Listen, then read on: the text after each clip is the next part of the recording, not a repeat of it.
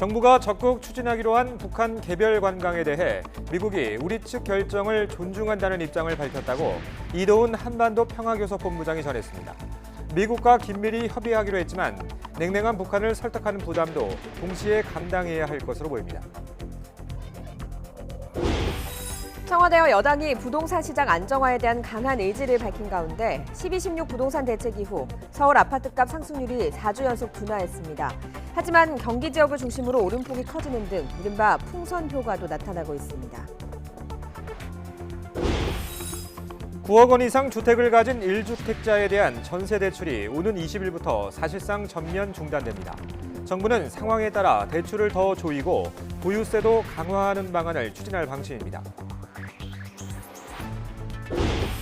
정부의 보유세 강화 기조에 발맞춰 여당에선 3주택 이상 보유자에 대해서 더 많은 세금을 물려야 한다는 목소리가 나오고 있습니다. 다만 논란이 된 주택거래 허가제엔 부정적인 견해를 분명히 했습니다. 부동산 대책으로 자유한국당은 공급은 확대하고 규제는 푸는 내용의 공약을 내놨습니다. 박근혜 정부 시절 집값은 못 잡고 가계빚만 늘린 실패한 부양책을 되풀이하는 것 아니냐는 지적이 나오고 있습니다. 성폭행 혐의를 받는 가수 김건모 씨가 경찰 조사에서 당시 배트맨 티셔츠를 입고 있지 않았다는 사실을 입증할 각종 증거를 제출한 것으로 확인됐습니다. 하지만 혐의를 벗겨줄 직접 증거가 될 수 있을지는 미지수입니다. 여러분 안녕하십니까? 1월 17일 금요일 굿모닝 YTN 시작합니다. 우리 정부가 적극적으로 추진하기로 한 북한 개별 관광과 관련해 미국과 긴밀하게 조율하기로 했습니다. 스티브 비건 미 국무부 부장관을 만난 이도훈 외교부 한반도 평화교섭본부장은 미국이 우리 정부가 내린 결정에 존중한다는 입장을 보였다고 전했습니다. 워싱턴 강태욱 특파원의 보도입니다. 이도훈 한반도 평화교섭본부장은 남북 간 협력 사업과 관련해 한미가 긴밀하게 조율하기로 했다며 이제 시작인 것 같다고 말했습니다. 미국도 우리가 주권 국가로서 내리는 결정에 대해 존중한다는 입장을 나타냈다고 소개했습니다. 그러면서 한미가 동맹으로서 같이 일하고 조율하는 것도 중요하다는데 공감했다고 전했습니다. 미국은 우리가 주권 국가로서 내리는 결정에 대해서는 존중한다는 입장입니다. 항상 그래 해왔고요. 그 존중의 기초 위에 서서 한미가 동맹으로서 열심히 같이 일하고 또 서로 조율한다는 것 또한 중요하다고 서로 생각을 하고 있습니다. 한미 간 협의는 필요에 따라 다양한 방법으로 진행할 수 있다고 설명했습니다. 해리 해리스 주한 미국 대사가 언급한 워킹그룹 차원에서 조율이 이뤄질 수도 있다는 겁니다. 앞서 해리스 대사는 제재와 관련한 오해를 피하기 위해 한미 워킹그룹을 통해 문제를 논의하는 것이 바람직하다고 말했습니다. 이 본부장은 그동안도 한미가 효율적으로 해온 만큼 구체적인 형식에 딱히 구애받을 필요가 없다고 덧붙였습니다. 통화할 수도 있고 직접 만날 수도 있고 워킹그룹을 열 수도 있고 그때 상황에 따라서 계속 하는 것이고 한 가지 분명하게 말씀드릴 수 있는 것은 그동안 워킹그룹이 매우 효율적이고 유효하게 잘 이루어져 왔다. 실제 조율 과정은 관광객의 소지품과 동선 등에서 오해가 생기지 않도록 미리 조정하는 것 등이 될 수 있습니다. 이렇듯 우리 정부의 강한 의지에도 불구하고 북한의 반응은 금강산 남측 시설물 철거 통지문에서 보듯 긍정적이지 않습니다. 우리 정부로서는 미국과 협의하면서 동시에 북한을 설득하는 부담도 감당해야 할 것으로 보입니다. 워싱턴에서 YTN 강태욱입니다. 정은보 한미 방위비 분담 협상대사는 미국과의 방위비 협상에서 호르무즈 파병 문제가 논의되지 않고 있다고 말했습니다.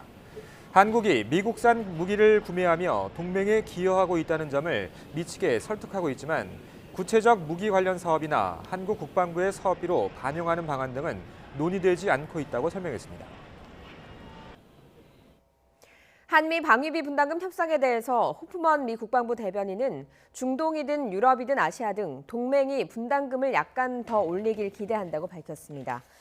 이어 미군 기지 한국인 노무자 고용 등을 예로 들면서 분담금의 일부인 많은 돈이 실제로 재화와 서비스 면에서 한국 경제로 직접 되돌아간다며 증액 입장을 재확인했습니다. 지난 12.16 부동산 대책 이후 서울 아파트값 상승폭이 4주 연속 둔화한 것으로 나타났습니다.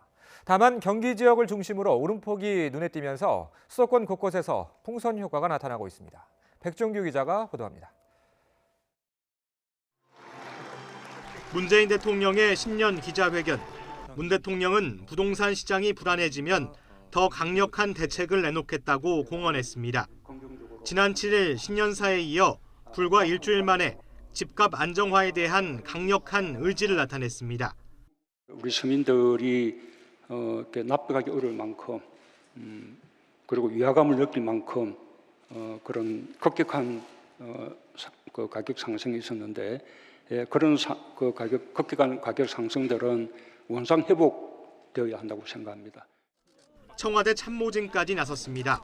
강기정 청와대 정무수석은 매매 허가제까지 도입해야 한다는 주장에 정부가 귀를 기울여야 한다고 언급하기도 했고 김상조 정책실장도 더 강력한 슈퍼 대책을 내놓을 수 있다고 압박을 이어가고 있습니다. 이런 영향으로 12.16 대책 이후 서울 아파트값 상승폭은 4주 연속 둔화했습니다. 강남 재건축 아파트 단지에서 수억 원 이상 싼 매물이 나오고 대출 규제 때문에 고가주택의 거래가 위축된 영향이 반영된 것으로 보입니다. 특히 서초구는 30주 만에 보합세를 나타내기도 했습니다. 하지만 경기 지역을 중심으로는 풍선 효과가 더 커지는 부작용도 나타나고 있습니다. 신분당선 연장이라는 호재가 있는 수원 팔달구는 1.02%나 오르면서 오름폭이 2배 이상 확대됐고 용인 수지와 기흥구도 상승폭을 키웠습니다. 무순위 접수가 굉장히 과열되는 현상이 나타나는가 하면 주로 9억 원 이하의 중저가 아파트들의 거래가 유지되면서 호가 상승이 나타나는 패턴들이 최근 특이한 현상이라고 할 수 있겠습니다. 이런 가운데 정부가 다음 달부터 집값 담합과 불법 전매를 단속하는 특별팀을 상시 가동하는 등 추가 대책 시행을 예고한 상황이어서 서울 아파트값 숨 고르기는 앞으로 수개월 동안은 이어질 전망입니다. YTN 백종규입니다. 금융당국은 후속 조치에 나섰습니다. 20일부터는 고가주택을 보유한 1주택자에 대해 전세 대출을 전면 중단하기로 했습니다. 추가 부동산 대책이 나올 가능성도 적지 않아 보입니다. 조태현 기자가 보도합니다. 지난해 10월 시가 9억 원 이상 고가 주택 보유자에 대한 공적 전세 대출 보증을 제한했던 금융당국. 이번에는 SGI 서울보증을 통한 전세 대출에도 제동을 걸었습니다.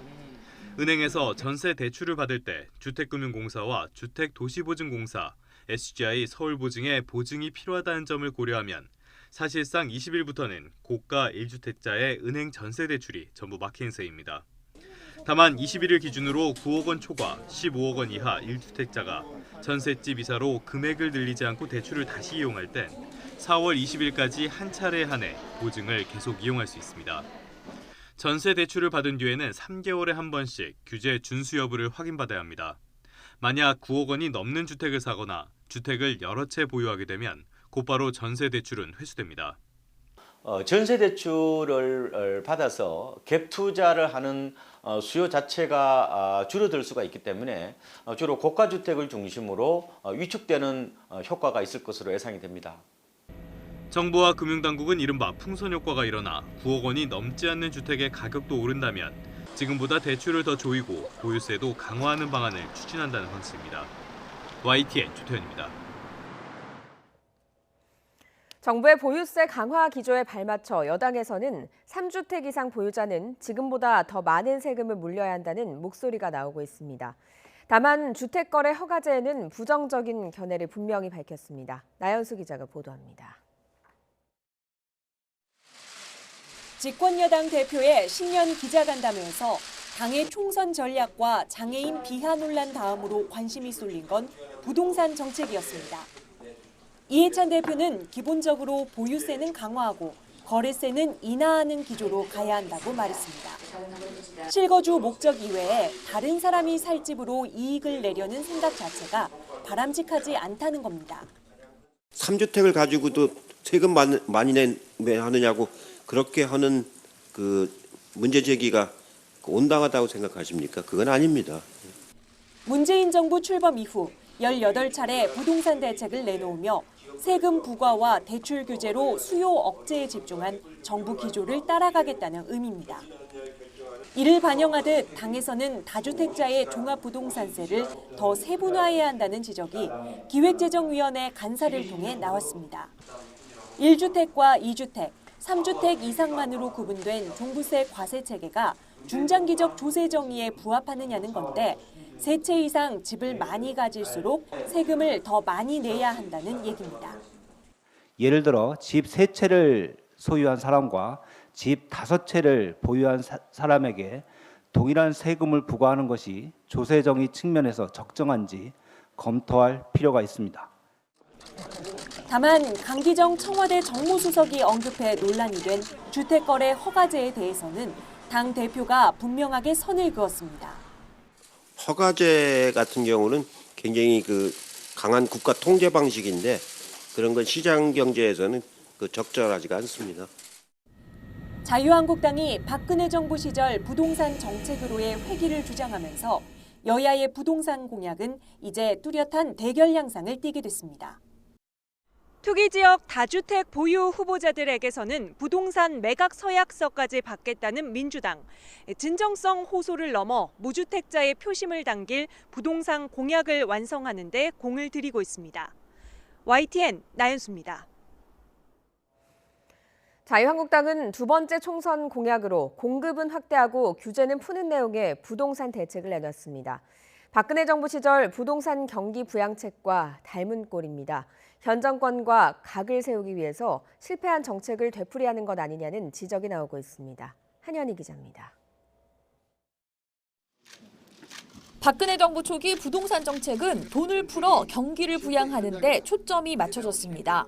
한겨울에 한여름의 옷을 입고 있는 것과 같은 부동산 시장의 낡은 규제들을 조속히 격파해야 합니다. 주택 실수요자들의 부담을 줄이겠다며 총부채 상환 비율 등 대출 문턱을 대거 낮췄습니다. 빚내서 집 사라는 말이 유행할 정도였습니다. 하지만 2014년 3분기 999조 원대였던 가계대출은 2년여 만에 1260조 원대로 대폭 늘었습니다.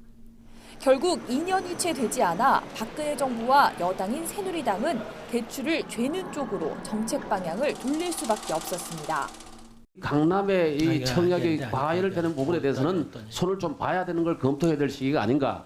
집단 대출 가이드라인 도입 같은 것도 앞으로의 그 대책에 필요하다면 포함시킬 수 있겠다 이런 생각을 합니다. 그리고 4년 뒤 자유한국당은 닮은 꼴 부동산 공약을 또다시 꺼내들었습니다. 재건축, 재개발을 완화하고 분양가 상한제를 폐지하는 것은 물론 실수요자를 고려해 주택담보대출을 완화하겠다는 겁니다. 국민 누구나 노력하면 원하는 곳에 내 집을 마련할 수 있는 정책들을 펼쳐나가겠습니다. 가계대출이 여전히 늘고 있는데도 불구하고 부동산 부양책을 내세운 건 문재인 정부와 각을 세우려는 의도로 풀이됩니다. 주택 매매 허가제, 이게 도대체 무슨 날벼락 같은 말입니까? 실효성은 없고 혼란만 키운 아마추어 정책도 모자라서 이제는 시장 경제 근간을 위협합니다. 한국당은 문재인 정부가 부동산 정책에 이념을 넣어 시장 혼란을 부추기고 있다고 비판합니다. 하지만 이에 맞설 공약으로 지난 정부에서 홍역을 치렀던 정책을 재탕 발표하는 데 그치면서 현 정권과 각을 세우는 데 함몰된 것이 아니냐는 지적이 나오고 있습니다. YTN 한현입니다.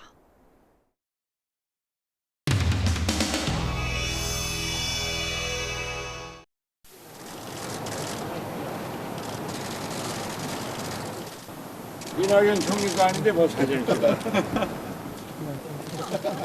이낙연 총리가 오늘 오시는 것들 맞죠?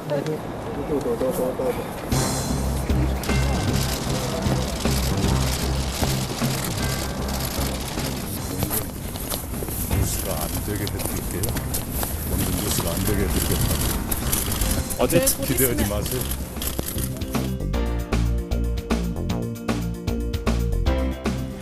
이전 총리께서 생각했을 때 이번 선거에서 좀 어려운 점이 있다고 개인적이라도 생각을 말씀하실 수 있습니다. 모든 선거는 다 어려움이 있죠. 평론가들이 많이 날마다 얘기를 하고 있잖아요. 네. 그분들의 몫으로 남기겠습니다. 대표께서도 총선 역할 강조하셨고 또 특히 이번 총선의 의미에 대해서도 좀 많이 중요하다 이렇게 말씀하시고 하셨는데 네, 총선이 중요하다고까지는 하셨지만 왜 중요하다는 말씀은 안 하셨어요. 네, 저도 이 다음에 할게요. 대표께서도 오늘 총선 내에서 핵심적인 역할을 네.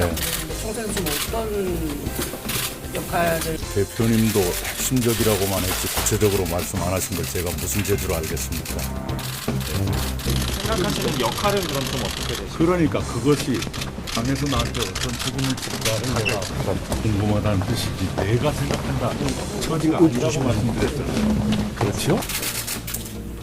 그 지금 종로 출마 얘기가 좀 있는데 좀 확정은 지으신 건가요? 그거 역시 확정의 주체는 당이지요. 제가 종로로 이사하게 됐다는 건 사실이고요. 종로 이사를 결정하게 된 좀 계기가 있으셨나요? 예, 사실은 제가 이런 말씀드리면 또 곡해될 가능성이 있어서 조심스럽지만 제 청년 시절에 제일 많이 산 곳이 종로였습니다. 그래서 여기저기 추억도 많이 있고요. 또 이런 말하면 종로 뭐 확정적 또 이런 제목 나올까 봐서 말을 못 하겠는데 효자동, 부암동, 평창동, 창신동, 신문로 제 청춘의 흔적이 많이 남아있죠. 학교도 종로구에 있었고요. 종로 출마 윤곽이 잡히는 시기가 좀 저희가 언제로 예상하나요? 저도 궁금해요. 다음 달 초쯤에 종로로 입주하실 예정이라고 좀 들었는데 네. 혹시 준비는 잘 돼가시는지. 뭐 이사는 이삿짐 센터가 더 많은 일을 하니까요. 오늘 아침도 따뜻한 옷차림은 필수입니다. 현재 서울 기온이 영하 4.5도까지 떨어지면서 꽤 추운데요. 다행히 이번 추위는 오늘 아침까지만 견디시면 되겠습니다. 낮에는 서울 기온이 영상 5도까지 오르면서 추위가 누그러지겠고요. 또 미세먼지 농도 좋음에서 보통 수준으로 대기질도 무난하겠습니다. 현재 경기 북부와 영서 북부, 강원 산간 지역에는 닷새째 한파주의보가 이어지고 있습니다. 강원 산간 지역은 기온이 영하 10도 아래로 뚝 떨어졌고요. 철원이 영하 9.7도, 파주 영하 8.2도, 대전 영하 2.2도, 대구는 영하 2도 등 전국이 영하권입니다. 오늘 오후부터 동풍의 영향을 받는 동해안 지역에는 눈이나 비가 내리겠습니다. 내일까지 산간 지역에는 최고 5cm, 그 밖에 동해안에는 1cm 안팎의 눈이나 5에서 20mm의 비가 내리겠습니다. 낮 동안 기온이 오르며 추위가 누그러지겠습니다. 서울 5도, 대전 6도, 대구와 광주 7도, 부산은 10도로 어제와 비슷하거나 조금 높겠습니다. 이번 주말 동안 큰 추위는 없겠습니다. 토요일에는 맑은 하늘이 이어지겠지만 일요일 오후부터 중서부 지역에는 비나 눈이 내리겠습니다. 현재 강원 영동 지역에는 건조경보가, 그 밖에 동해안 지역에는 건조주의보가 이어지고 있습니다. 오늘 비나 눈이 내리기 전까지는 대기가 무척 건조할 것으로 보이니까요. 화재 예방에 신경 써주셔야겠습니다. 지금까지 상암동 야외 스튜디오에서 YTN 권혜인입니다. 추운 날씨 속에 밤사이 화재가 잇따랐습니다. 경기도 완산에선 담배꽁초로 인해 쓰레기 분리수거장에서 불이 났고 성남에선 다가구 주택 화재로 일가족 4명이 크게 다쳤습니다. 김주환 기자입니다. 컴컴한 밤하늘로 불길이 치솟습니다. 소방관들은 불이 번지지 않도록 소방호스로 연신 물을 뿌리고 있습니다. 경기도 안산시 안산역 부근에 있는 쓰레기 분리수거장에서 불이 난 것은 어젯밤 11시 40분쯤. 불은 해지 등을 태운 뒤 20분 만에 꺼졌고 다친 사람은 없었습니다. 경찰과 소방당국은 담배꽁초 불씨가 폐지에 옮겨부터 불이 난 것으로 보고 있습니다. 앞서 8시 반쯤엔 경기도 성남시 수진동에 있는 2층짜리 다가구 주택 1층에서 불이 났습니다. 불은 10여 분 만에 꺼졌지만 40대 부부와 초등학생 아들, 유치원생 딸 등 일가족 4명이 크게 다쳐 병원에서 치료를 받고 있습니다. 어제 오후 5시 40분쯤 강원도 원주시 흥양리에 있는 철강 공장에서 불이 났습니다. 불은 20여 분 만에 꺼졌지만 공장 2개 동 가운데 1개 동과 내부 공구류 등이 타면서 소방서 추산 2,500만 원의 재산 피해가 났습니다. 어제 오후 3시쯤 경기도 용인시 모연읍에서는 건물 신축 공사장에서 불이 나 1시간 만에 꺼졌습니다. 이 불로 현장에서 작업을 하던 40대 몽골인 남성이 다쳐 병원에서 치료를 받고 있습니다. YTN 김주환입니다. 최근 청소년들의 금은방 절도 사건이 잇따랐는데 서울에서도 비슷한 피해가 발생했습니다. CCTV에 포착된 뻔뻔한 범행 함께 보시죠. 지난 14일 오후 서울 화곡동에 있는 금은방입니다. 10대로 추정되는 남성 2명이 들어오더니 귀금속을 이리저리 살핍니다. 그러더니 순식간에 무려 180만 원짜리 금팔찌를 가로채 달아납니다. 주인이 막아보려 하지만 어느새 금은방을 빠져나간 뒤였습니다. 용의자들은 부모 선물을 산다면서 귀금속을 고르는 척하다 팔찌를 들고 달아난 것으로 파악됐는데요. 앞서 광주에서도 중학생 2명이 금방 절도 5건을 잇따라 저질렀다가 붙잡히는 등 비슷한 피해가 이어지고 있는데 혹시나 모방 범죄가 퍼지는 건 아닌지 걱정입니다. 성폭행 혐의를 받는 가수 김건모 씨가 경찰 조사에서 당시 배트맨 티셔츠를 입고 있지 않았다는 사실을 입증할 각종 증거를 제출한 것으로 확인됐습니다. 하지만 직접적인 증거가 될 수 있을지는 미지수입니다. 박희재 기자가 취재했습니다. 김건모 씨는 경찰 조사에서 성폭행 의혹이 제기된 시기에 피해자 측이 주장한 술집에 갔던 사실은 인정한 것으로 확인됐습니다. 경찰이 김 씨의 차량 운행 동선이 저장된 GPS 기록까지 압수해간 상황에서 업소 방문 사실을 다투는 것은 실효성이 없다는 판단으로 보입니다. 김 씨 측은 그러나 성폭행 혐의는 전면 부인한 것으로 전해졌습니다. 피해자 측이 주장한 것과 달리 술 마시는 내내 매니저와 함께 있었다는 주장을 편 겁니다. 그러면서 의혹 당일 결제한 150만 원짜리 카드 내역을 증거로 제출한 것으로 확인됐습니다. 해당 업소에서 피해 여성 측 주장처럼 여성 도우미와 단둘이 술을 마시려면 그보다 훨씬 비싸다는 게 이를 반증한다는 겁니다. 또 술을 마시러 오기 직전에 들렀던 장소에 CCTV도 증거로 냈습니다. 피해자가 배트맨 티셔츠를 입었다고 주장했지만 다른 옷을 입고 있는 CCTV 화면은 피해자 측 주장이 거짓임을 입증한다는 논리를 편 겁니다. 처음 이 문제를 제기하고 말씀하신 분들과 그분들의 말씀과 다른 여러 자료들을 제출을 했습니다. 경찰은 일단 김 씨 측이 제출한 증거들이 성폭행 무혐의를 직접 입증하기는 어렵다는 입장인 것으로 전해졌습니다. 성매매가 아닌 폭행을 당했다는 주장이고 배트맨 티셔츠를 입지 않았다는 CCTV도 술집에서 찍힌 건 아니기 때문입니다. 또 피해자 진술이 상당히 일관성이 있어 추가적인 조사가 필요하다는 입장이어서 김건모 씨가 추가로 소환될 가능성도 있어 보입니다. YTN 박희재입니다. 중국 중부 후베이성 우한에서 신종 코로나 바이러스로 인한 폐렴으로 69세 남성이 숨져 사망자가 2명으로 늘어났다고 교도통신이 보도했습니다. 교도통신은 중국 현지 당국자들이 현지 시각 16일 숨진 남성이 지난달 31일 폐렴 증세로 입원해서 치료를 받아왔으며 전날 사망했다고 밝혔다고 전했습니다. 중국 우한에서 잇따르고 있는 폐렴은 지난주 태국에 이어 이번엔 일본에서도 처음으로 확인됐습니다. 다음 주 중국 최대 명절 춘제를 맞아서 많은 중국인이 해외로 나갈 것으로 보여 관련국들이 더 긴장하고 있습니다. 도쿄 황보현 특파원입니다. 중국 우한에서 확산한 신형 코로나 바이러스에 의한 폐렴 환자가 일본에서도 처음으로 확인됐습니다. 新型コロナウイルスに関連した肺炎の患者の発生が国内で確認されたのは今回が初めてでございます。 이 환자는 중국 국적의 30대 남성으로 친척을 만나기 위해 우한을 방문한 것으로 전해졌습니다. 도쿄 남쪽인 가나가와현에 사는 이 남성은 중국 우한을 방문했을 때인 지난 3일 열이 많이 났고 6일 일본에 귀국했습니다. 귀국 당시 공항에서 검역이 있었지만 이곳에서는 별 반응이 나타나지 않아 그냥 통과한 것으로 드러났습니다. 당일 스스로 병원을 찾아 진료를 받았고 10일부터 입원해서 치료를 받다가 병세가 호전돼 닷새 만에 퇴원했습니다. 일본 국립감염증연구소는 이 남성의 검체에서 우한에서 확인된 신형 코로나 바이러스와 같은 바이러스가 검출됐다고 밝혔습니다. 이 남성은 후생노동성 조사에서 이번 폐렴의 진원지로 지목되고 있는 우한의 수산시장에는 들르지 않았다고 말했습니다. 이에 따라 후생노동성은 이 남성이 우한 현지에서 폐렴 환자와 접촉했을 가능성이 큰 것으로 보고 전파 경로를 조사하고 있습니다.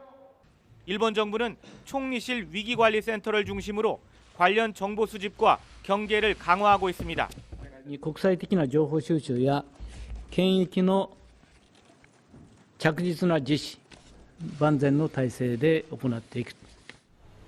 지난 8일에는 태국에 여행을 갔던 60대 중국 여성이 우한 폐렴에 걸린 사실이 확인되기도 했습니다. 중국 당국이 신형 코로나 바이러스의 사람 간 전파 가능성을 배제할 수 없다고 밝힌 가운데 다음 주 춘제 연휴를 맞아 수백만 명의 중국인들이 해외로 나갈 것으로 보여 관련국들이 방역 대책에 고심하고 있습니다. 도쿄에서 YTN 홍보연입니다. 사상 최악의 산불로 큰 피해를 입은 호주에 단비가 내리면서 산불이 진정될 기미를 보이고 있습니다. 하지만 잿더미로 변한 지역에 폭우가 예보돼서 홍수와 산사태 등 또 다른 피해도 우려되고 있습니다. 이교준 기자입니다. 현지 시각으로 15일 오후부터 멜버른에 천둥과 번개를 동반한 장대비가 쏟아졌습니다. 최대 산불 피해 지역인 뉴사우스 웨일즈에도 큰 비가 내려 잇따라 불길이 잡히고 있습니다. 호주 기상청은 이번 주말까지 30에서 80mm의 비가 내려 산불 진화에 큰 도움을 줄 것으로 기대하고 있습니다. So we're quite optimistic that come Sunday, Monday, instead of this shower and storm activity which can be hit and miss, we'll see wider areas of the state receiving much useful rainfall. 뉴사우스 웨일스 동북부 등 일부 지역에 최고 100mm에 달하는 폭우가 예보돼 있습니다.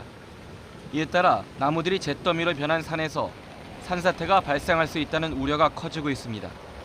호주 당국은 이번 집중호우로 홍수나 집안 붕괴 등 새로운 위험이 닥칠 가능성이 있다고 경고했습니다. 다리 근처에선 오염수에 떼죽음을 당한 물고기들이 잇따라 발견되고 있습니다. 산불에 탄 나무와 돌의 잔해 등이 빗물에 쓸려 유입되면서 강과 호수를 오염시키고 있습니다. Sadly, it's oxygen depleted water, and fish are really doing it tough here. They're stressing like mad. 호주 당국은 댐 주변에 오염 방지막을 설치하는 등 수질 오염을 막기 위한 대책을 서두르고 있습니다. YTN 이교준입니다. 트럼프 대통령에 대한 미국 상원의 탄핵 심판이 공식적으로 시작됐습니다. 탄핵 심판은 민주당 주도로 하원이 가결한 탄핵 소추안을 소추위원 7명이 상원으로 가져와서 검사로서 낭독하고 재판장을 맡은 로버츠 대법원장과 배심원인 상원 의원들이 공정한 재판을 선서하는 것으로 시작됐습니다. 본격 심리는 오는 21일 시작될 것이라고 CNN이 전했습니다. 트럼프 대통령에 대한 상원 탄핵 심판에서 존 볼턴 전 백악관 국가안보보좌관의 증언이 성사될지 관심인 가운데 볼턴이 책을 통해서 우크라이나 스캔들에 관한 내용을 폭로할 것으로 예상되고 있습니다. 볼턴 전 보좌관 지인들은 그가 집회 중인 신간에서 이번 탄핵 사태를 촉발한 우크라이나 스캔들과 관련해서 자신이 목격한 사실의 일부를 공개할 예정이라고 뉴욕타임스가 보도했습니다. 식용곤충은 단백질 등 영양분 함량이 높아서 미래의 식량으로 꼽히고 있는데요. 최근 국내에서 또 한 가지 곤충이 식용으로 등록됐습니다. 바로 아메리카 왕거절이 유충인데 보기에는 징그러워도 식품 재료로 손색이 없다고 합니다. 김학무 기자입니다. 아주 많은 수의 애벌레가 꿈틀거리는 모습이 징그럽기까지 합니다. 이미 식용곤충으로 널리 알려진 미럼보다 1.5배가량 커 슈퍼 미럼으로 불리는 아메리카 왕거절이 유충입니다. 이 벌레는 유럽과 남미, 중국, 태국 등지에서 이미 통조림이나 초콜릿, 요리 등에 이용하는 식용곤충. 최근 영양학적 가치와 제조기술, 독성 평가 등을 거쳐 국내 식품 원료로 식약처에 등록됐습니다. 고소해로 불리는 미럼과 꽃뱅이, 장수풍뎅이, 귀뚜라미 등에 이어 국내 8번째 식용곤충입니다. 그 건강 음료 만드는 공장들이나 암에 걸리신 분들이 저한테 이제 직접 의뢰를 하시는 분들도 계시고 그쪽 사업을 관심 있어 하시는 분들이 이제 연락을 많이 주십니다. 국내 곤충 시장은 최근 10년간 12배나 성장해 올해 2조 원을 넘을 것으로 예상합니다. 애완용이나 학습용 위주이던 곤충 시장이 식품 원료로 영역이 넓어지는 데 따른 겁니다. 가공 기술이 개발되면서 과자류와 면류 등 다양한 곤충 식품이 등장하고 알약이나 분말, 한 형태의 건강기능성 식품으로도 활용됩니다. 식용 곤충의 장점은 단백질 함량이 소나 돼지고기보다 2배 이상 높고 사육 과정에서 환경오염을 적게 일으킨다는 점입니다. 곤충의 기능성 연구 부분하고요. 표준화하는 작업을 할 거고요. 그리고 소비자 인식 개선을 위해서 적극적인 홍보를 통해서 영양 성분이 풍부하면서 환경오염 걱정이 없는 곤충이 조만간 식품 산업을 이끌 것으로 보입니다. YTN 김학무입니다. 지난해 4월 국회에서 일어난 이른바 패스트트랙 충돌 사건으로 약식 기소됐던 국회의원 11명이 모두 정식 재판에 넘겨졌습니다. 법원이 재판이 필요하다고 보고 직접 결정한 건데 의원직 상실령이 선고될 가능성도 배제할 수 없어 현역 의원만 28명이 받게 될 정식 재판 결과에 더욱 관심이 쏠리고 있습니다. 김기현 전 울산시장 주변에 대한 이른바 청와대 하명 수사 의혹 등과 관련해서 검찰이 경찰청을 3번째 압수수색했습니다. 검찰 출석을 통보받은 황운하 전 울산지방경찰청장은 총선 준비를 이유로 응하지 않았습니다. 검찰의 직접 수사 부서를 대폭 폐지 축소하는 내용의 법무부 직제 개편안에 대해 대검찰청이 사실상 반대 의견을 밝혔습니다. 검찰의 반대에도 법무부는 직제 개편을 포함한 개혁 작업과 함께 검찰 중간 간부 인사를 단행할 것으로 보입니다. 가습기 살균제 참사 피해 구제 범위를 넓히는 특별법 개정안이 국회 상임위원회까지 통과했지만 정부 부처들이 기업 부담을 우려해 반대 의견을 내면서 무산위기에 처했습니다. 피해자와 특별조사위원회는 정부 주장을 조목조목 반박하면서 친기업적 태도를 성토했습니다. 국회 패스트트랙 충돌 사태와 관련해 약식 기소됐던 의원들도 정식 재판에 넘겨졌습니다. 법원이 재판이 필요하다고 보고 직접 결정한 건데 법조계에선 여러 가지 해석이 나오고 있습니다. 송재인 기자입니다. 패스트트랙 충돌 사건으로 기소됐던 여야 의원들이 모두 정식 재판을 받게 됐습니다. 충돌 등에 관여한 정도나 물리력 행사 수준을 고려해 약식 절차에 붙여졌던 의원들까지 모두 정식 재판에 넘겨진 겁니다. 약식 기소됐던 의원은 모두 11명인데 이 가운데 9명은 회의 방해 등 국회법 위반 혐의를 받는 한국당 의원들입니다. 법안 접수를 방해하거나 당직자를 폭행한 혐의로 약식 기소됐던 김성태 한국당 의원과 박주민 민주당 의원도 정식 재판에 회부됐습니다. 법조계에서는 이번 결정이 법원 직권으로 결정됐다는 점에서 여러 가지 해석이 나옵니다. 약식 절차로 처리할 만큼 사건이 간단하지 않고 사안 자체가 무겁다는 판단 아니냐는 겁니다. 정식 재판으로 피고인 현역 국회의원들의 방어권을 보장해준다는 의미도 있습니다. 다만 이번 결정으로 애초 검찰이 구형한 벌금형보다 형량이 높아질 가능성도 있습니다. 약식 기소된 피고인이 정식 재판을 요청할 경우엔 재판부가 벌금형보다 무거운 종류의 형을 선고하지 못하지만 법원이 직권으로 결정할 때는 제한이 없습니다. 경우에 따라서는 약식 기소됐던 의원들에게도 의원직 상실형이 선고될 수 있다는 얘기입니다. 법원은 다음 달 12일 민주당 의원들의 공동 폭행 사건 공판 준비 기일을 시작으로 패스트트랙 사건 재판에 본격 착수합니다. 그러나 현역 의원만 28명이 정식 재판을 받게 된 만큼 1심 선고가 나오는데도 상당한 시간이 걸릴 것으로 보입니다. YTN 송재인입니다. 김기현 전 울산시장 주변에 대한 청와대 하명 수사 의혹 등과 관련해 검찰이 경찰청 본청에 대한 3번째 압수수색에 나섰습니다. 다음 주 검찰 중간 간부에 대한 인사가 예상되면서 막바지 수사에 속도를 높이고 있는 건데 황운하 전 울산경찰청장도 출석 통보를 받았습니다. 박사경 기자가 보도합니다.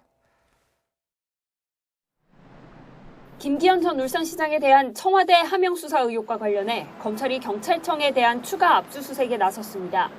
지난달 24일과 26일에 이어 세 번째로 검사와 수사관을 보내 경찰청 내부 전산 서버 자료를 확보했습니다. 이번 압수수색 대상에는 경찰 내부 메신저 폴렛과 공문 발송 시스템, 이메일이 포함된 것으로 확인됐습니다. 김 전 울산시장 첩보를 넘겨받아 수사를 벌이게 된 과정과 청와대의 수사 상황이 보고됐는지 여부 등을 확인하기 위해서입니다. 당시 수사를 진두지휘했던 황운하 전 울산지방경찰청장에게도 검찰이 소환을 통보했지만 나오지 않았습니다. 총선 출마를 선언한 황 전 청장은 YTN 취재진에게 보낸 문자 메시지에서 설 전까지 입후보 예정자 일정이 있다며 다음 달 초쯤에야 검찰 출석이 가능하다고 말했습니다. 다음 주 차장과 부장검사 등 2차 물갈이 인사설이 흘러나오는 가운데 청와대 관련 수사를 맡고 있는 서울중앙지검 공공수사 2부 내부는 어수선한 분위기입니다. 지난 10일 빈손으로 돌아온 청와대 압수수색도 다시 협의하고 있지만 아직 별다른 진전을 보지 못하고 있습니다. 여기에 인사카드를 쥔 법무부의 움직임도 바빠지고 있습니다. 추미애 법무부 장관은 취임 13일 만에 처음으로 일선 검사들과 만났습니다. 추 장관은 이 자리에서 검찰의 직접 수사를 줄이고 국민 실생활 관련 사건에 더욱 집중해달라 당부하며 직제 개편안 관철 의지를 드러냈습니다.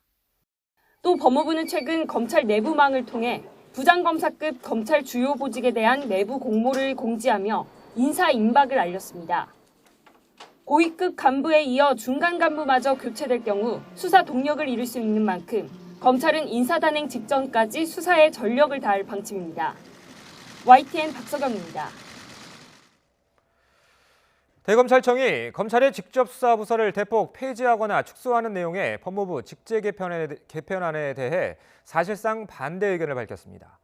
법무부가 어느 정도 의견을 수렴할지 관심인데 그대로 밀어붙일 경우 또다시 갈등이 예상됩니다. 조성호 기자의 보도입니다. 법무부는 직접수사부서 13곳을 형사부와 공판부로 전환하는 직제 개편안에 대한 의견을 검찰에 물었습니다. 대검찰청은 일선 검찰청들의 의견을 수렴해 답변을 제출했습니다. 대검은 형사부와 공판부를 강화하는 방향에는 공감한다는 의견을 전했다고 밝혔습니다. 그러면서 전문성을 요구하는 전담부서는 신속하고 효율적인 범죄 대응을 위해 남겨둬야 한다는 내용도 담았다고 강조했습니다. 법무부의 방안에 사실상 반대 의견을 밝힌 것으로 여겨집니다. 실제 일선 검찰청 대다수가 진행 중인 수사와 반부패 수사 역량이 약해질 수 있다는 의견을 낸 것으로 전해졌습니다. 특히 서울중앙지검 부장검사들은 모두 반대 의견을 올린 것으로 알려졌습니다. 중앙지검에선 조국 전 장관 관련 수사 등을 맡았던 반부패 수사부 2곳과 청와대 선거 개입 의혹 수사를 하는 공공수사부 1곳에 외사부 등 모두 7개 부서가 개편 대상입니다. 다만 법무부가 검찰 의견을 받아들일 가능성은 작아 보입니다. 구체적인 내용을 공개한 뒤에야 검찰 의견을 물었고 답변까지 들은 만큼 예정대로 직제 개편에 속도를 낼 거란 전망입니다. 오는 21일 열리는 국무회의에서 의결한 뒤 바뀐 직제에 따른 중간 간부 인사를 단행할 거란 관측입니다. 앞선 검찰 고위 간부 인사 때처럼 직제 개편과 후속 인사 과정에서 검찰 의견이 반영되지 않는다면 두 기관이 또다시 대립할 가능성도 배제할 수 없습니다. YTN 조성호입니다.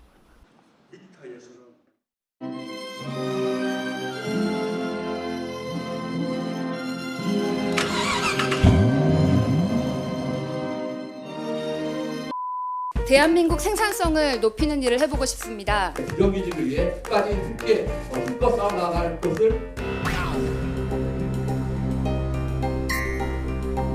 당과 그 협의한 적은 전혀 없고요. 그건 시장 경제에서는 적절하지가 않습니다. 정부가 원해는 원래 초점하는 게 아니다. 포도포는 의원들 대상으로 하고 물론 변화가 있는 거죠.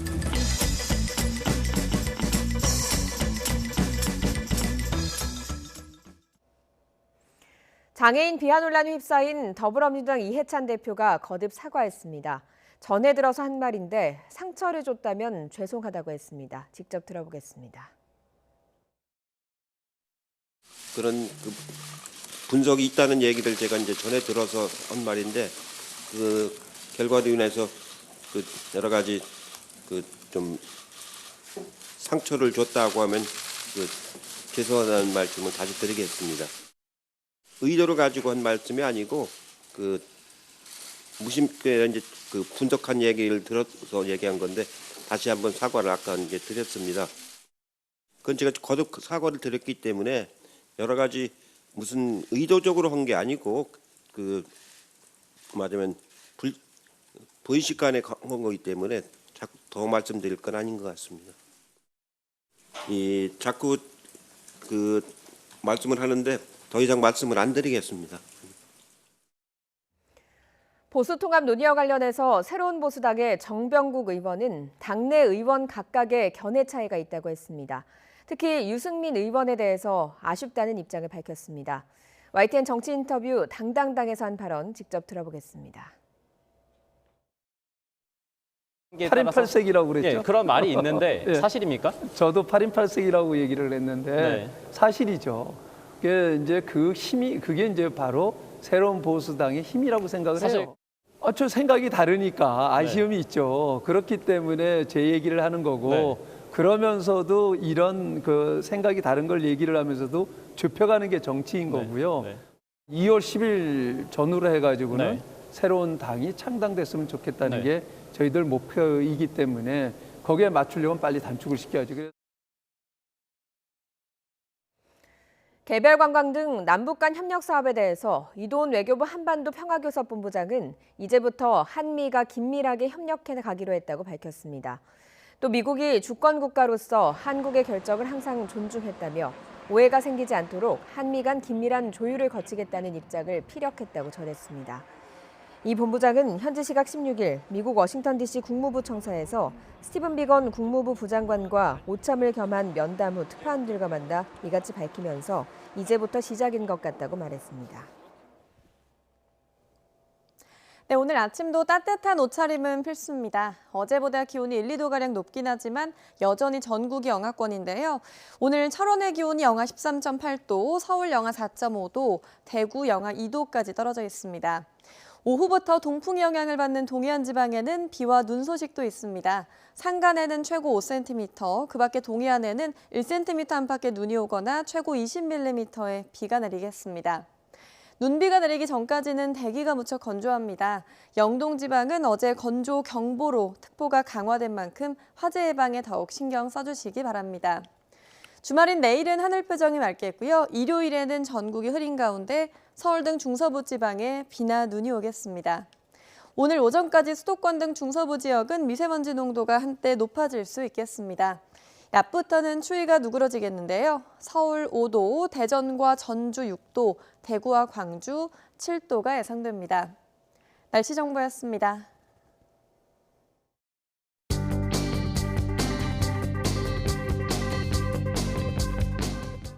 금요일 조간 브리핑입니다. 먼저 조선일보입니다. 오로지 총선 150명 국정 팽개치고 출마.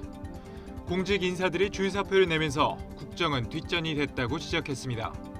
자유한국당 공천관리위원장을 맡은 김영호 전 국회의장이 한국당 구닥다리들을 싹 쓸어내야 한다며 현역 물갈이를 예고했습니다. 모레 귀국하는 안철수 전 의원, 바이러스 잡는 게 내 팔자. 이번에 바이러스를 잡을 곳은 정치라고 말했습니다. 한겨레 신문 일면에는 고가 아파트 거래가 반토막됐고 강남 4구 오름세가 멈췄다며 12월 16일 부동산 대책의 효과를 긍정적으로 판단했습니다. 한국일보는 원전 갈등을 못 풀고 정부의 거수기 역할만 하고 있다며 원자력안전위원회를 일면에서 비판했습니다. 박근혜 정부에 이어 이번 정부에서도 합의기간 취지를 살리지 못하고 분란만 반복한다는 지적입니다. 다음은 눈에 띄는 기사입니다. 휴가 갔던 전차 조종수 여자 되어 돌아왔다.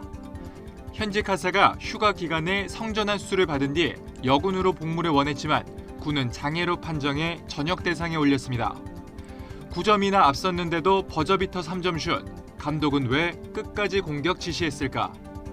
승패수가 같을 땐 득실차로 순위가 갈리기 때문에 끝날 때까지 끝난 게 아닌 농구 코트 분위기를 전했습니다. 푸틴 러시아 대통령이 내각제 개헌을 제안하며 어떤 형태로든 1인자 자리를 지키는 종신 권력 체제를 추진하고 있다고 분석했습니다. 은토리 아들 어떡하나 부모는 애탄다. 은둔형 외톨이는 일본에서 이미 사회 문제로 인식되는데 국내에서는 공식 통계조차 없다는 기획 기사가 크게 실렸습니다. 프란치스코 교황의 진보적 행보가 이어집니다. 바티칸 교황청의 국무원 차관직에 여성이 처음 임명됐고 결혼한 남성을 사제로 임명하는 방안도 검토되고 있다는 소식입니다. 지금까지 조간브리핑이었습니다. 가습기 살균제 참사의 피해 구제 범위를 넓히는 특별법 개정안의 국회 처리가 무산될 위기에 처했습니다. 여야 합의로 소관 상임위원회까지 통과했는데 정부 부처들이 기업 부담이 우려스럽다며 반대 의견을 냈기 때문입니다. 차유정 기자가 취재했습니다.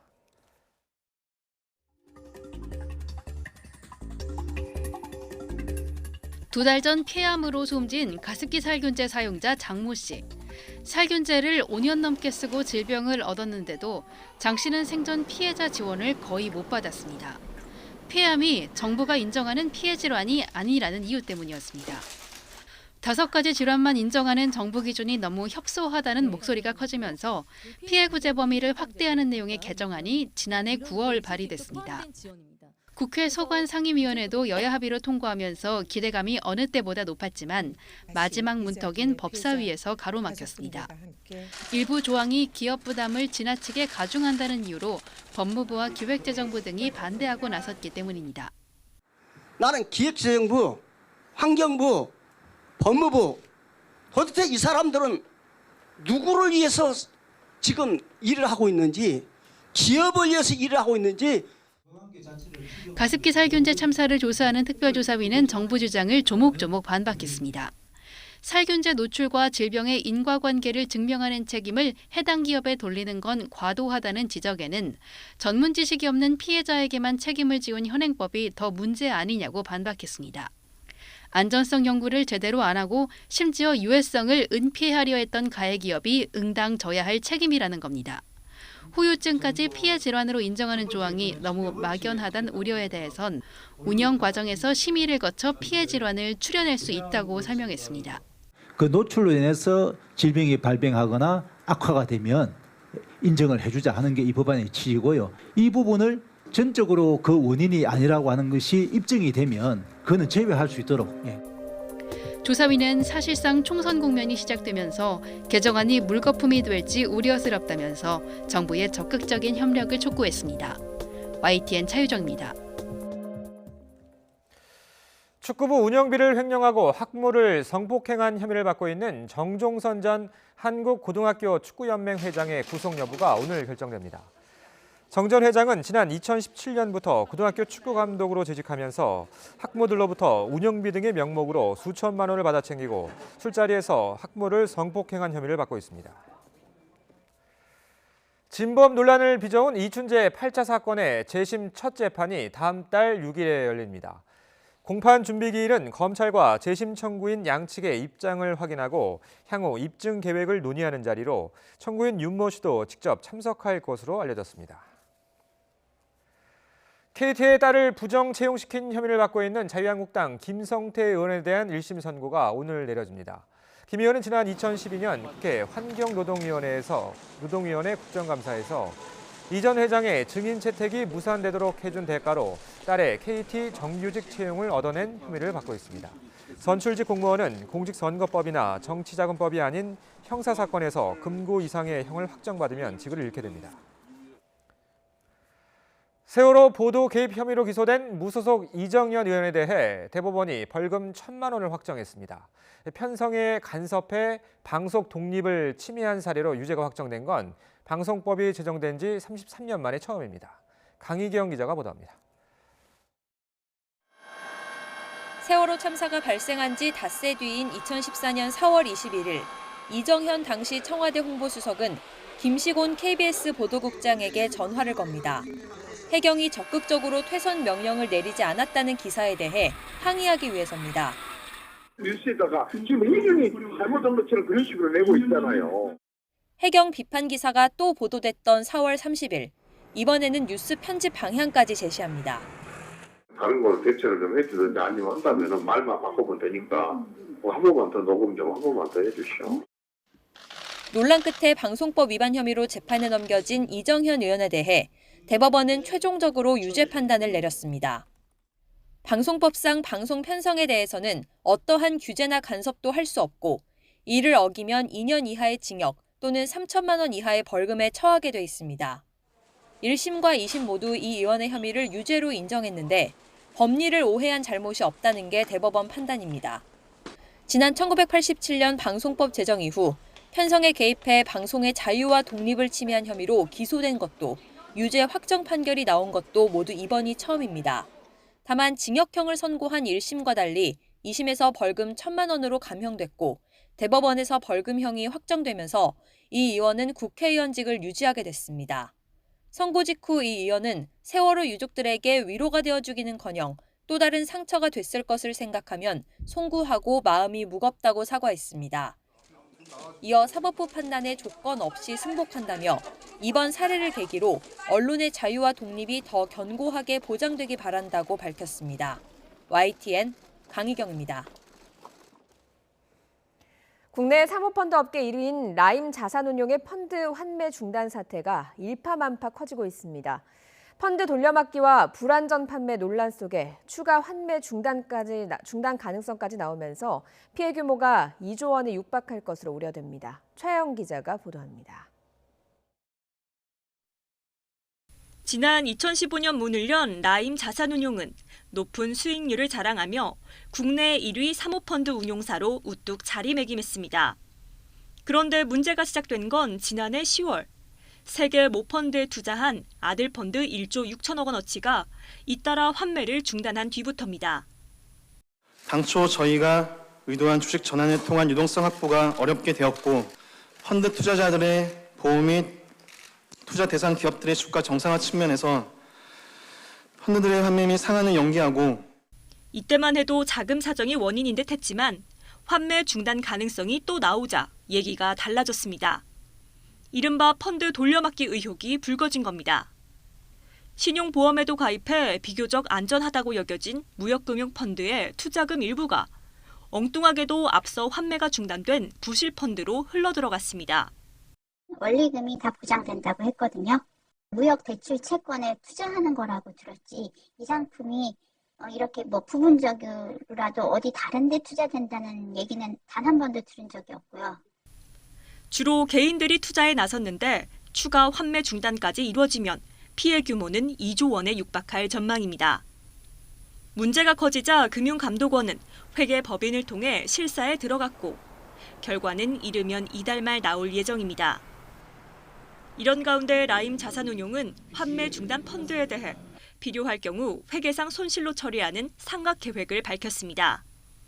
자산가치 감소가 불가피한데 이는 곧 투자자 손실로 이어지게 돼 당분간 논란은 계속될 전망입니다. YTN 최아영입니다. 기초 화장품으로 스킨이나 로션 말고도 수분크림 많이 쓰시죠? 시중에 많이 팔리는 제품들을 비교해봤더니 보습력도 차이가 있었고 가격도 7배나 차이가 났습니다. 박소정 기자가 정리했습니다. 피부를 촉촉하게 해준다는 수분크림은 이제 필수 기초 화장품 가운데 하나가 됐습니다. 국내 화장품 시장에서 수분 화장품 비중이 30%에 이를 정도로 시장 규모도 커졌습니다. 스킨 로션만 바르면은 뭔가 잘 때 좀 자고 일어났을 때 좀 건조하다고 많이 느껴서 겨울에는 이제 많이 건조해서 얼굴이 땡기니까 찾게 되는 것 같고 보습력이 얼마나 되는지 그리고 한번 발랐을 때 그게 얼마나 오랫동안 가는지 그런 걸 많이 보는 편이에요. 촉촉함이 얼마나 오래 가는지, 즉 보습력이 핵심 성능인 수분크림. 한국소비자원이 많이 팔리는 제품 10가지를 분석했는데 바른 뒤 30분이 지났을 때는 큰 차이가 없었지만 4시간이 지나자 피부 수분 함유량 차가 커졌습니다. 보습력을 3단계로 나눴을 때 더 페이스샵과 미샤, 비오템, 아이오팩, 히엘까지 5개 상표의 제품은 매우 우수로 평가됐고 마몽드와 빌리프, CMP 제품은 우수, 닥터자르트와 이니스프리는 별 1개로 상대적으로 낮았습니다. 보습력 시험은 팔 안쪽 부위에 대해서 저희들이 그 화장품을 바르기 전과 바른 후에 대해서 그 피부 수분 측정기라는 그 장비를 이용하여 측정을 한 결과입니다. 피부에 느껴지는 촉촉한 정도인 수분감은 모두 보통 이상이었는데 비오템 제품이 제일 크고 닥터자르트가 가장 낮았습니다. 끈적임이 제일 적다고 평가된 제품은 이니스프리, 제일 심한 건 미샤였습니다. 가격은 10ml로 환산했을 때 가장 싼 건 이니스프리였고 미샤와 마몽드도 저렴한 편이었습니다. 반면 비오템이 제일 비쌌습니다. 최대 7.4배까지 차이가 납니다. 몸에 해로운 중금속이나 보존제가 얼마나 들었는지 보는 실험에서는 모두 문제가 없었습니다. YTN 박소정입니다. 종이처럼 구겨지는 디스플레이의 핵심 소재를 우리 연구진이 개발했습니다. 접히는 디스플레이의 난제였던 트랜지스터용 유연 소재를 개발한 건데요. 일본의 수출 규제 대상인 폴리이미드 소재의 국산화 가능성도 한 차원 높일 전망입니다. 이정우 기자입니다. 폴더블 폰의 생명은 접는 구간이 얼마나 열과 화학 반응에 잘 견디는지에 달려 있습니다. 지금은 무기물 소재가 반도체 소재로 쓰이고 있지만 화면을 자유자재로 구부리려면 유연한 소재가 적합합니다. 국내 연구진이 접는 디스플레이에 적용할 수 있는 반도체 절연 소재를 개발했다고 발표했습니다. 절연성과 유연성, 내열성, 3박자를 동시에 갖췄다고 설명했습니다. 그 유연 소재를 사용하기 위해서 종이처럼 구부러짐에도 불구하고 절연 특성을 잘 유지하고 있고 그러면서 트랜지스터의 전기적 성능까지도 향상시킬 수 있는 물질입니다. 또한 상온에서 한 번 용액을 코팅하는 공정으로 절연 방막을 만들기 때문에 제조 공정도 단순화했다고 밝혔습니다. 이번에 개발한 절연 소재는 현재 OLED 디스플레이 패널 제조 공정뿐만 아니라 최근 인쇄 공정 기반의 유연전자 소재 개발에도 활용할 수 있습니다.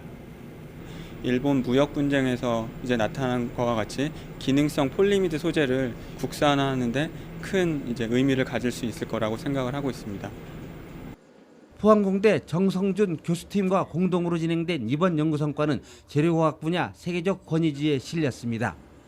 YTN 이정호입니다. 국립국어원이 새롭게 등장하는 외국어 신조어를 대체할 쉬운 우리말을 빠르게 만들기로 했습니다. 1년에 4차례 정도만 열던 회의도 일주일에 3차례씩 열기로 했습니다. 기정훈 기자가 보도합니다. 앵커 테넌트는 핵심 점포, 플랜테리어는 식물 인테리어. 국립국어원 우리말 다듬기위원회가 지난해 우리말로 바꾼 말은 모두 23개입니다. 이틀이 멀다 하고 쏟아지는 새로운 말을 석 달에 한 번씩 모인 회의에서 모두 다루기엔 역부족이었습니다.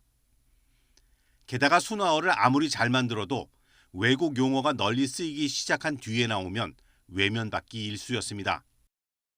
어려운 외국어가 정착되고 난 다음에 다듬은 말을 제공하게 되면은 이게 확산되기가 좀 어렵고 일반인들한테도 이렇게 좀 전달되기가 좀 힘든 과정에 있고요. 국립국어원이 전략을 바꿨습니다.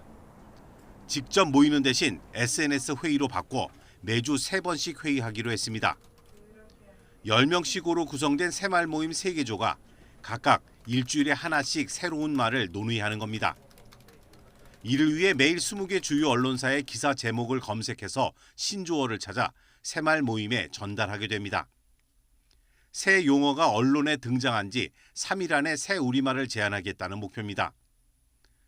새말 모임에서 다듬은 말이 확정된 표준어가 되느냐 여부는 일반인들의 호응에 달렸습니다. 어려운 용어에 대한 대안으로 하나의 대안으로 제시를 하는데 그 용어가 만약에 그 대중들 사이에서 호응을 얻고 그리고 그게 정착이 된다면 우리말의 일부로서 활용이 되는 거고. 국어원은 지난 석 달 동안 시범 운영한 새말 모임이 다듬은 우리말로 배급해커를 국월 배낭족으로, 치팅데이를 목요일로 바꾸는 등 15개의 다듬은 말 목록을 공개했습니다. YTN 기종훈입니다. 올 하반기부터 지상파 방송사에 중간 광고가 도입될 전망입니다. 방송통신위원회는 대전 한국전자통신연구원에서 열린 대통령 새 업무보고에서 올 하반기부터 지상파에 중간 광고를 허용하고 가상 광고나 간접 광고 등 차별적 광고 규제도 해소할 계획이라고 밝혔습니다. 방통위는 또 올해 재허가나 재승인 심사를 앞둔 지상파나 종편 보도 PP를 법과 원칙에 따라 엄격하게 심사하고 특히 공영방송의 사장이나 이사를 선임할 때 국민 의견 청취 제도를 도입하는 등 국민 참여를 보장하기로 했습니다. 영화 보헤미안 랩소디의 주인공이죠. 영국 록밴드 퀸이 첫 단독 내한 공연을 엽니다. 퀸은 영화 흥행 이후 한국 팬들의 열정적인 호응에 감사하다며 더 젊고 새로운 차원의 무대를 예고했습니다. 홍사영 기자입니다.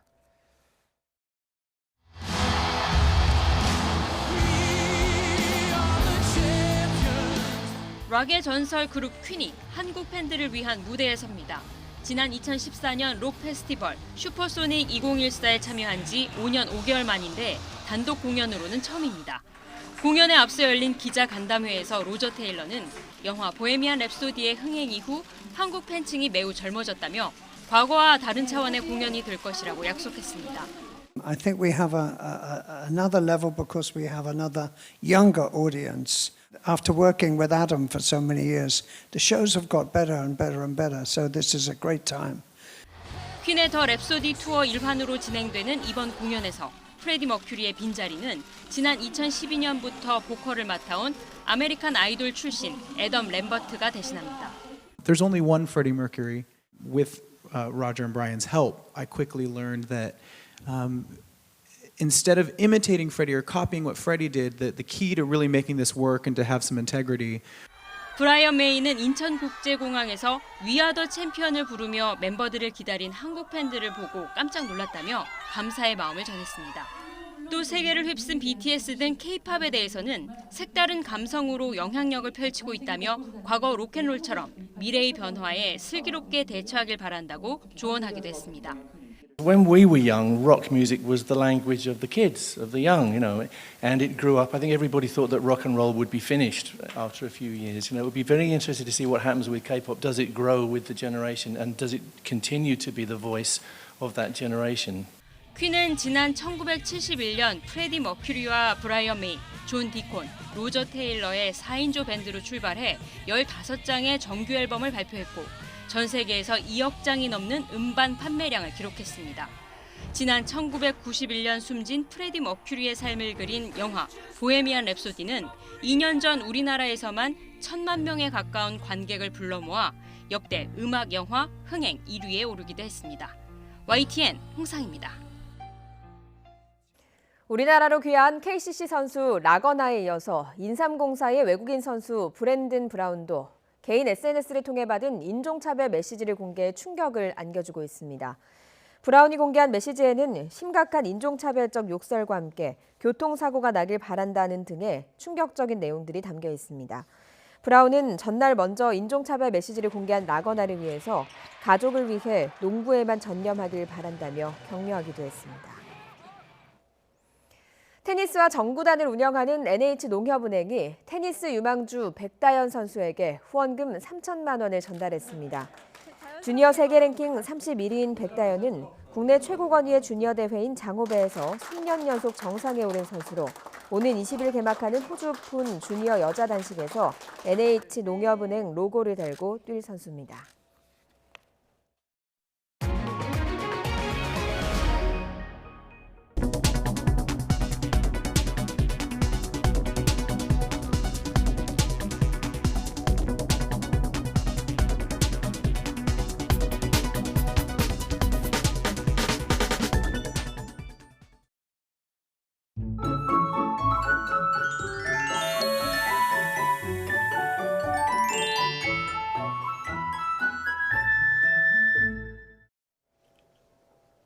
네, 오늘 아침도 한겨울 추위가 찾아왔습니다.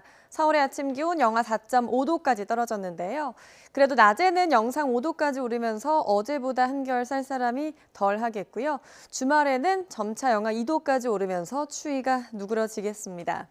오늘 오후부터 동풍 영향을 받는 동해안 지방에는 비와 눈 소식도 있습니다. 산간에는 최고 5cm, 동해안에는 1cm 안팎의 눈이 오거나 5에서 20mm의 비가 내리겠습니다. 눈비가 내리기 전까지는 대기가 무척 건조합니다. 강원 영동 지방은 건조 경보로 특보가 강화된 만큼 화재 예방에 더욱 신경 써주시기 바랍니다. 주말인 내일은 하늘 표정이 맑겠고요. 일요일에는 서울 등 중서부 지방에 비나 눈이 오겠습니다. 오늘 오전까지 수도권 등 중서부 지역은 미세먼지 농도가 한때 높아질 수 있겠습니다. 오후에는 미세먼지 걱정 없겠습니다. 낮부터 추위가 누그러지겠습니다. 서울 5도, 대전과 전주 6도, 울산 9도가 예상됩니다. 절기 대한인 다음 주 월요일에도 큰 추위는 없겠고요. 설 연휴까지 한파 소식은 없겠습니다. 날씨 정보였습니다. 굿모닝 YTN 2부 잠시 후에 이어집니다.